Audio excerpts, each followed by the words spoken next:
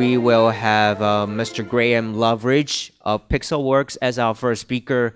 However, he's under the weather today. He has a sore throat, but we are very pleased on his behalf that we have Director of Product Marketing of Pixelworks, Mr. Vikas Dhurka. Please welcome him. Thank you for the kind introduction. My name is, as he mentioned, not Graham Loveridge. In fact, the only common thing between Graham and I is that we both learned how to spell color with a U growing up. So apologize for that. He's under the weather. I'm Director of Product Marketing for Pixelworks, and I'll walk you through this presentation of how much resolution is enough. It's a fundamental question today. If you look at mobile devices around us, smartphones, look at where we are, right? It started with an iPhone 4 back in 2007, with a lot of different, pixels crammed into the mobile form factor. And look at where we are now, right? Every mobile phone device is trying to outsmart each other with more pixels packed into a small screen. And really the question is, where does the trend end? Is it just going to go up into the right with more pixels crammed into every generation of mobile device? Or is there something more smart and intelligent that you can do to get more out of the display that's already there? So I'm going to walk you through in the next 30, 40 minutes, what the mobile devices need to do to make sure that you can get the maximum value out of the display. So the importance of display resolution, and I think this is twofold. We need to look at it from the consumer point of view and then the display manufacturer point of view. Obviously, from the consumer point of view, it makes sense. A consumer can decide what phone to buy based on resolution, but sometimes they also make it confusing, right? A consumer cannot differentiate between two mobile devices of the same resolution. But from a device manufacturer point of view, there is a cost penalty. You have to make sure that the entire display pipeline from the SoC to the panel is able to run those many pixels through the entire architecture. There is a cost penalty and there is a power penalty when you're having your GPU render so many pixels at 60 frames per second. It's challenging. So let's look into a couple of aspects of how to kind of break through this problem. So let's look at what the eye really sees. We talk about PPI a lot, and common conception is a mobile device is so small you can't really see a lot of artifacts. It's such a tiny screen. But if you look at the science behind what the eye really sees, a 5-inch mobile phone about 10 inches away is the same as a 60-inch TV about 10 feet away. Think about that for a second. What you're seeing on a 5-inch smartphone at this distance is the same as watching a 60-inch TV sitting on your couch. So really, PPI is something that can only take you so far. What really needs to be taken into account is the viewing distance, or pixels per degree.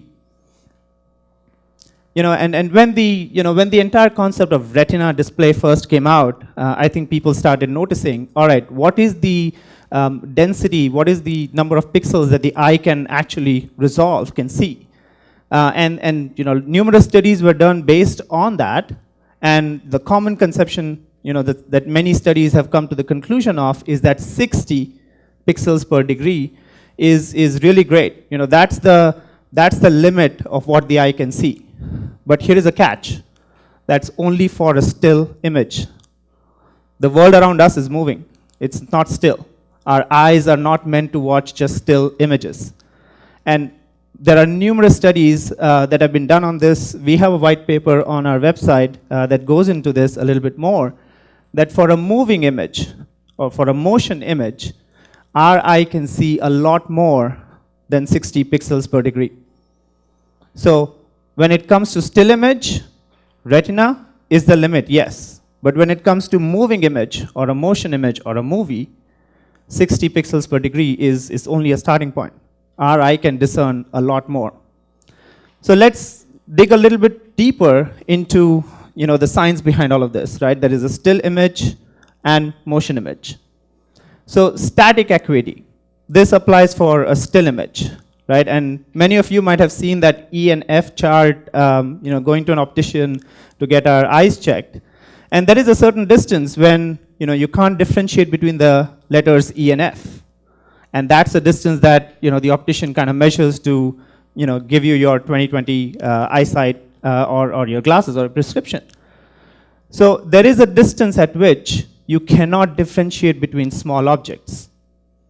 There is also a distance at which you cannot differentiate between a high frequency content. So for example, this type of test pattern is very common. But here is one point, very important point to make. The panel that is displaying this, so there is a certain distance after which you cannot differentiate between these black and white lines and the gray lines below. But the gamma of the panel has to be matched perfectly so that the gray matches the midpoint of the black and white. If it does not, you will see difference between the two grays. So it's not just important to make sure that you have the static acuity and the pixel per degree number, but also think about how the gamma of the panel is matched to be able to have a perfect non-artifact, artifact-free visual experience. In motion acuity now, it becomes even more interesting. So this is an interesting exercise. I think we've all experienced it.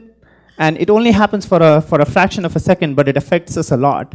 So next time, if you haven't experienced this, but next time when you watch a TV or a display or a mobile, when you're watching a movie, let's say, just notice on the clothing of the subject, of the person, and think of a woolen sweater that somebody is wearing. No colors, no texture, just a regular woolen sweater. And if the person moves, a little bit, we call it pixels or subpixels. If the person moves a little bit, you would at many times see a little flicker of white that would appear on the clothing. We've all noticed it. It's such a small thing that it comes and goes, but it plays tricks with our head. Suddenly, what was appearing as a realistic motion or a movie, there is an artifact that suddenly destroys the clarity. And there are patterns that are designed to show how, if this black line, which is moving only subpixels from this point to this point, if it is not matched with the gray, it will appear to have a flicker, a quick white flicker. Or if it is not perceived to be moving properly, you will see sharpness adjustment. So that's a motion artifact. And it's interesting. People are doing research on getting to 4K or maybe even 8K displays. So trying to get the pixels to a point where your eye cannot discern pixels anymore. So what happens when the eye cannot discern pixels anymore? It tries to create a realism of the image. It tries to kind of think that it's real. It's not a display. It's real, and you start getting more depth. But suddenly, when some artifact like this happens, it destroys that realism.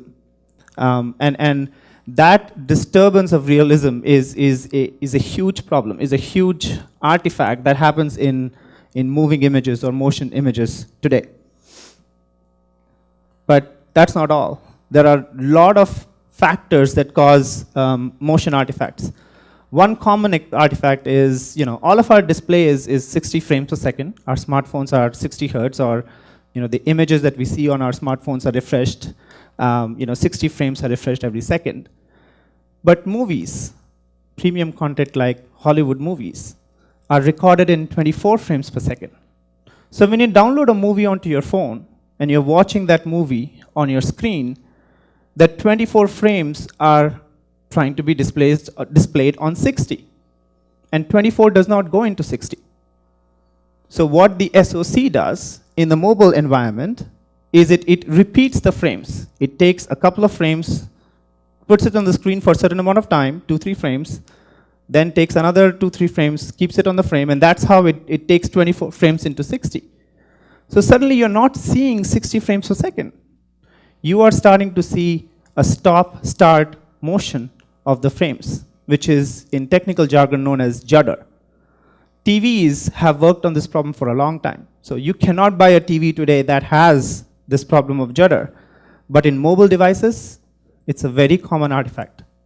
In fact, any movie that you watch today on a mobile device, you will see judder. Internet content. In China, for example, with Youku and all of the China content distribution sites, there the content is distributed in either 12 or 15 frames per second. So a lot more frames are repeated, so your judder is even bigger. Sports is typically streamed at 30 frames per second. So you can see that the 60 frames per second that comes onto your display, especially for a moving image, is typically repeated. And due to that frame repeat, you see a stop-start kind of a motion. So our theory with this is that display processing is absolutely required in the mobile devices to make sure that these motion artifacts don't come in the way. And Pixelworks has done a lot of work on display processing. For example, if you see the bottom half of the image here, that's how the eye will perceive a high action sports or movie kind of a content when there is motion in there. And this is blurry. I'm showing a static image here because it's really hard to predict how the display would show a video, but the eye will perceive blur. It will perceive stop-start motion. So you have judder, which is stop and start motion. You have the edges that you're not able to discern, or flicker, that happens also due to motion artifacts. And what you really want to see is the image on the top half of the screen. Clear, smooth, blur-free video. But this is not it, right? This is not everything. Today's mobile displays are so capable that there are a lot of things, a lot of processing that you must do to make sure that the overall experience of watching content is really good. We want rich, vibrant, colorful images and sharp images to appear on our screen, both indoor or outdoor. So a lot of different processing can be done on these images, on the content, to make sure that you're taking the full advantage of them. And that's something that Pixelworks has taken its expertise, and I'll walk you through all the different things that we are able to do with the content to make sure that we enhance the clarity of the content. So first, color processing. Color is interesting. You can see that on the left you have no color processing, on the right you do. And gamut mapping is a similar concept that I was explaining to you about gamma earlier, where if you're buying something online, you want to make sure that the product that you receive at the end is exactly the same as what you bought online. What needs to happen for that is we need to understand what the content is, what the color capabilities of the panel are, and match the content to that. That understanding requires a lot of expertise in making sure that we are accurately representing the color that's in the content. On the other hand, sometimes we want more artistic version of our pictures. If we go for a family vacation and happens to be gray skies, on Facebook we see all the pictures of friends and family with blue skies and blue water and so on. Right? So we sometimes want artistic enhancements on our images, vibrant colors, sharper colors, and so on. So these are the two aspects of color processing that are must for improving the visual experience, the experience of taking the content. On the other hand, contrast. Right? There is a lot of talk on dynamic range or expanding dynamic range. For example, in movie theaters, people talk about how to increase the brightness of a particular scene so that people are able to watch that scene a lot more clearly. Well, you can't really do that on a mobile device because a mobile device is limited by the amount of power budget that it has. So what is required is an understanding of the content, whether the content is dark or bright, and mapping that content onto the mobile device and its power portfolio. And that mapping requires the intelligence in the processing to make sure that you're able to show, a realistic image. And the classic use case for high dynamic range is gameplay. Right? When you're playing a game, you want to make sure that the dark regions of the game are enhanced, so you can better spot a lurking enemy and move on to the next level of the game. So this contrast enhancement dramatically improves the gaming clarity, or playing mobile games on your device. On the other hand, detail clarity is something important. This is a tricky one, because a human eye can perceive changes in flesh tone, for example, or changes in a face. They can perceive it very easily. So you have to do enhancement, but you cannot overdo it. Otherwise, the image will look unnatural. And there is science behind it, but there's a lot of art behind it too, to make sure that the enhancement of sharpness and highlights is done at the right level. And again, with our expertise, we've been doing this type of processing since 1998. We've done a lot of processing in high-end TVs, front-end projectors, and we've taken a lot of that expertise, science, and art into doing mobile displays and enhancing mobile displays. And finally, ambient light clarity. We take our mobile devices, they are personal devices. They're called personal for a reason. We take them everywhere we go. So we want to make sure that when we are taking our mobile device in a dark environment, it's not bright. It doesn't hurt our eye. Or when we are taking it to a outdoor sunlight environment, the colors don't appear washed out. So that's the benefit of ambient light clarity, or compensating based on the ambient light and the content. So we think that the time is ripe for mobile devices to grow from the very basic graphical display to the wide gamut high resolution displays that are there today. And I think this is the time to start focusing on the clarity of the image, making sure that the video is blur free, is judder free, there is a smooth video playback, making sure that the colors are enhanced and accurate, making sure that the games are lifelike, making sure that the sharpness of the image is enhanced. So providing this entire set of features is something we are encapsulating in what we're calling true clarity. And true clarity is first introduced in this device called Iris.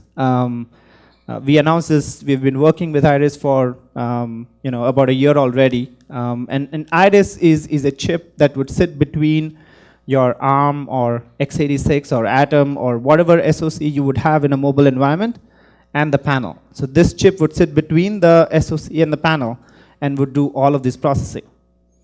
I'm actually very happy to also announce that the Asus ZenPad that was launched on Monday takes advantage of this feature. So Asus was one of the customers who've seen the problem and have taken the leadership of putting this into the tablet. So the true to life plus blur-free motion takes advantage of Iris technology to make sure that the videos are crisp, smooth, blur-free, and a lot of sharpness and color and contrast in the images and games can be brought up. So, this is my last slide, and I'll make a couple of comments on this. Everybody is going into this PPI race, right? More pixels are better is the conventional wisdom. But we really think that you're literally throwing money away if you're just banking on higher pixels to get you over the hump. If you don't have all the clarity aspects of movies, color, contrast, images, etc., then your device is not going to look as good. In fact, we think that there is a possibility that a mobile device with a lower resolution, but with the true clarity benefits, might outperform a device with higher resolution. And that's really the trick, right? To make sure to not get caught into this PPI race, not get caught into the race of higher pixels better, but to essentially focus on the clarity of the image and what the user really sees. So with that, that's my presentation. Thank you so much. Thank you so much, Vikas.